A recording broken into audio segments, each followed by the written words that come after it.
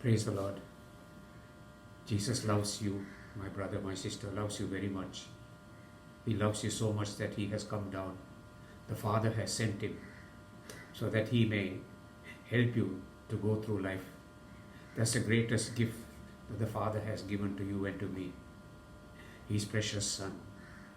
And with the Lord Jesus, we can do the things that we are asked to do. With Jesus, we can fulfill the purpose of our life, the reason for our very existence, why the Heavenly Father sent us into this world, into this moment of life, into wherever we find ourselves. There is a plan that God has for us, and He wants us to be able to bless the world together with His beloved Son Jesus. So let us pray. Come, Holy Spirit, fill the hearts of the faithful, and enkindle in us the fire of your love. Send forth thy Spirit, so that they shall be created, and we shall renew the face of the earth. In Christ Jesus our Lord. Amen. Okay, so my brother, my sister, we have next Sunday's reading, which is from the Gospel of Matthew, chapter 25, verses 14 to 30, is the full text of that reading, of that narrative, but we are going to take the shorter version that has been given to us as an option for the church, and that is Matthew 25, verses 14 to 15, 19 to 21. It will be as when a man who was going on a journey called in his servants and entrusted his possessions to them. To one he gave 5 talents, to another 2, to a third 1, to each according to his ability. Then he went away immediately. After a long time, the master of those servants came back and settled accounts with them. The one who had received 5 talents came forward, bringing the additional 5. He said, "Master, you gave me 5 talents. See, I have made 5 more." His master said to him, "Well done, my good and faithful servant.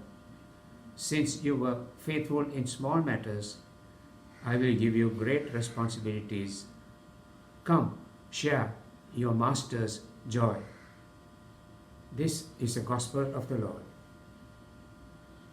My brother, my sister, the Lord is calling you and me.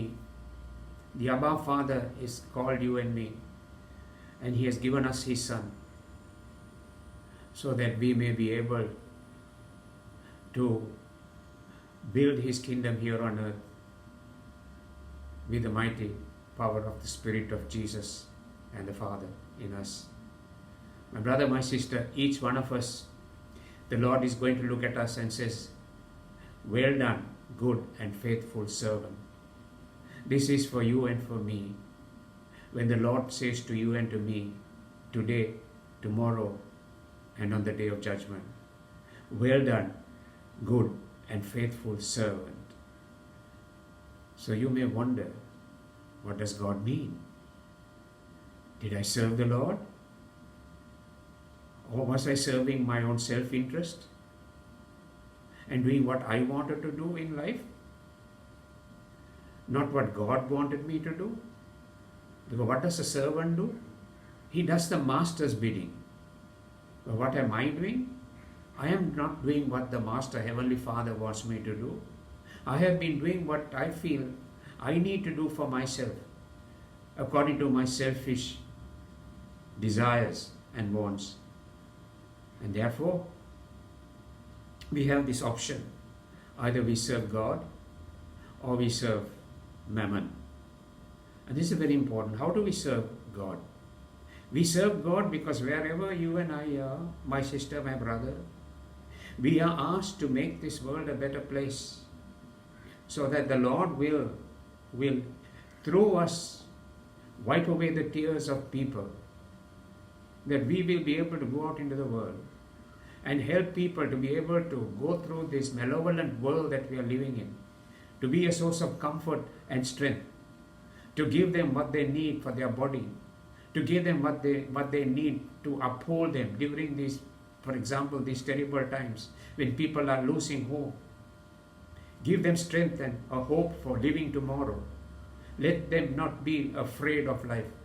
Let us go and visit or speak or console people who find that they are in a prison of their struggle to get on with in their married life or to be able to handle their children.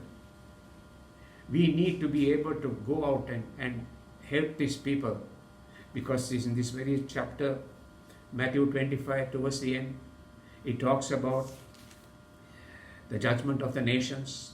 I was hungry and you gave me to eat. I was thirsty and you gave me to drink. I was a stranger and you visited me. I was naked and you clothed me. I was in prison and you came and visited me. Are we doing these things within our own environment, in our own families and amongst our extended family members and in our country? Am I a source of inspiration? Am I a source of comfort? Am I a source of a light to people who are walking in darkness? Is this message for me, or is it only for the priests? No, it is for you and for me. We have to go out into this world, wherever we find ourselves, and be a source of blessing and comfort to a world that is going through terrible challenges, terrible darkness, terrible pain and agony. We need to be there by the bedside of these people, by the comforting side of these people, so that we may help them to go through life. And when we read this parable, we think that it is only Lord chooses when He gives the talents to people who are highly qualified, people who are well versed in let's say, the theology, philosophy. No, my sister, my brother. God doesn't take such people all the time. He takes ordinary people. If you look at the way He built His church with those 12 apostles, what sort of people were they? They were ordinary fisher folk, ordinary fishermen, like the fishermen that we see in our own country. He takes them and He gives them the mandate to go and be a source of light and inspiration and comfort to the world that they are living in, and to proclaim the good news. But then they ask, how can we do it? We are so weak, we are not qualified enough. Yes, this has always been the challenge, even from the time of Moses. When Moses was asked to go and speak on behalf of the people, the Jewish people, the Hebrew people who were locked in slavery in Egypt, God told him, go and speak to Pharaoh so that he may release my people. But Moses says, how can I go? I am a stammerer. I have some physical impediments. I can't do that. You have to take somebody who's well versed in articulating his speech, his language, so that he may convince Pharaoh, that Pharaoh will look up to him and say, wow, you're speaking so well, I must listen to you and do what you're telling. No, Moses says, I can't. You know, Lord, I'm a stammerer. But God says, it won't be you speaking. It'll be me speaking through your mouth. Then again we see that the ordinary, the prophets, Jeremiah, Ezekiel, and all these people were saying, when God called them and said, go and now and use the gifts that I'm going to give you, He says, but we are just children amongst all these high-fi people. What can we do? We are ordinary. And when they tried to stop preaching and going out and living a new lifestyle, what happened? They were despised by their own people. But they could not restrain themselves. They had to speak out. They had to act the word of God. They had to use their talents that God was giving. And so they said, when we stopped preaching and living that life, it was like a fire burning within us. We had to get it out. We had to do something. And that is what could happen to us if we don't live according to the way the Lord wants us to live, and instead opt to live a selfish life or do things the way we want to do things, not the way God wants us to do things, to reach out to the other person, to be a comfort to the other person, to feed the requirements of body and mind and spirit to people who are there out in this malevolent world. My sister and brother, only when we do these things, there is a satisfaction, there is a reward that comes. And that reward is when the Lord Himself tells you and me, well done, good and faithful servant. You did what I asked you to do. We see the whole of Scripture is full of these people like Joseph, Cyrus, Paul, for example. Paul is my best guy who teaches these things, and what does he say? He was so powerful, not because he was well versed with all what he had learned. No, he said, all what I have learned is of rubbish. But what I have found now is Jesus Christ, which is the greatest treasure within this vessel of clay. And that is how he began to preach the word of God. And 3/4 of the scriptures, the New Testament, is all of Paul's doing. And one would think, no, he's in a prison also. He's in a prison, but he's writing the most beautiful letters to the church.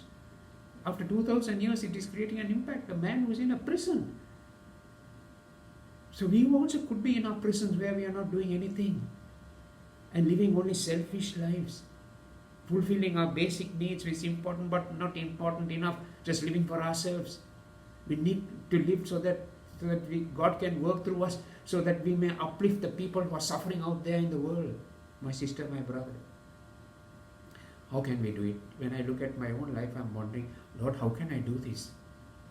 Where do I start? 3 words, my sisters. I'm going to give you this very important. Matthew 28 verse 20 says, and behold, I am with you always. Jesus tells them soon after his resurrection, behold, you go and do what I'm telling you to do. And it won't be you. Behold, I am with you always until the end of the age, he says. So why are we afraid? The moment we obey that, the more we keep holding on to that word, my Lord is with me and He's going to work these things out. So it is not me, it is the Lord who's going to work and put everything right where everything is wrong. Mark 16:20 also says, the Lord worked with them, worked with the disciples, and He's working and He wants to work with you. If you say yes to the Lord, and that all when they were working according to that word, the Lord worked with them. You have to have proof. The proof will come. Why? Because it says here in Mark 16:20, and because they believed in the word, it was confirmed through accompanying signs. So that means the more they began to live that life that Jesus wanted them to live through Him, with Him, in Him, there were signs, there were things that were taking place that was enriching their life and the lives of humanity around them. So that was bringing a sense of joy and peace and happiness to the people. Luke 24 verse 49 says, wait there in Jerusalem. You will receive power from above. That means the power from above is the Holy Spirit. And the moment we say yes to the Lord Jesus, He gives the Holy Spirit. And with the Holy Spirit, we can use the talents that God has given. We are using the talents means we are using the very presence and the very power of Jesus Christ that goes out into this world. So when the world looks at us, they will see not us, they will see an image of the Lord Himself. And that is why in 2 Corinthians chapter 5:10 says, receive the reward according to what they did. They received the reward. Whether it was good or evil, they received it. So my sister, my brother, if you want to receive the reward on this earth, and more when we come and visit the Lord Jesus Himself in person, there will be such a reward. There will be a standing ovation in heaven. They will all clap because we did what we were asked to do. And we will hear that beautiful word coming from our Heavenly Father. Well done, my good and faithful servant. And that is what we are going to do. Remember, you and I can't receive this word of hearing the God our Father saying, well done, my good and faithful servant, unless and until we allow Jesus to come into our life. Because He Himself was a suffering servant. He was the perfect one, where God Himself told the world, listen to my Son, Do whatever He tells you to do. And what does Jesus say? Believe in me so that I may come into your life and enrich your life, so that you will have eternal reward when I come. And that is the promise that God wants to give us. So my brother, my sister, God has given us the ability. The ability is when we feel we are woefully inadequate. That's our talent, to know that we are sometimes utterly useless by ourselves. And when we realize that we don't try to glorify ourselves, in utter humility we bow down to the Lord and say, Lord, without you I'm useless. I'm so weak. But as I have told you, Paul says, when I'm weak, then I'm strong. So Lord Jesus will come into our lives, and He will give Him of Himself, so that we'll be able to transform not only ourselves but the environment around us. So let us allow the Lord Jesus to use us, so that we'll be of use to the world that we are living in. Shall we pray? Lord Jesus, give us your strength. Your strength is the humility. Your strength is love. Your strength is to be patiently suffering whatever we go through. Give us the strength to go through the Beatitudes, so that as we go through this journey down that road, things will just happen. The things that will happen are things that have already happened in the mind of God. And all we are doing is partaking of the great movement of the kingdom of God that is being opened, unfolding as we walk through the journey of life. All this not because anything of us, but because of Jesus our Savior, who is walking with us through life, this day and all the days of our life. Heavenly Father, we thank you for this message. Bless your people who are hearing this, so that they will also hear this beautiful word. Well done, good and faithful servant. Come, receive your reward.